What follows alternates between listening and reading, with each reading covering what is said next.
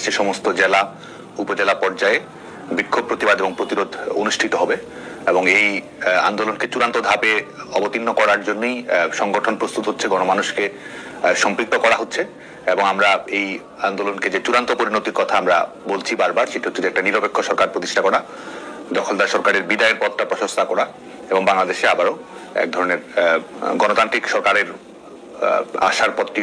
সবাই মনে রাখবো, আমাদের পরিবারের নাম জয় বাংলা, আমাদের পিতার নাম বঙ্গবন্ধু, আমাদের স্বজনের নাম শেখ হাসিনা, আমাদের জীবনের নাম সংগ্রাম এবং আমাদের লক্ষ্যের নাম হলো বিজয়।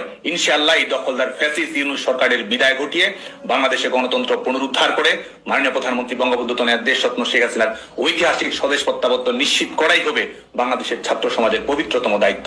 আজকের এই শোক দিবসের অনুষ্ঠানে সেই প্রত্যয়ী। শেখ হাসিনা কোনো কাজই খারাপ করে নাই, সব কাজ ভালো করছে, গরিবের পাশে ছিল। শেখ হাসিনা বড় লোকের পাশে ছিল না, তার জন্যই বড় লোকরা তারে এই চক্রান্ত কইরা এই অবস্থাটি করলো।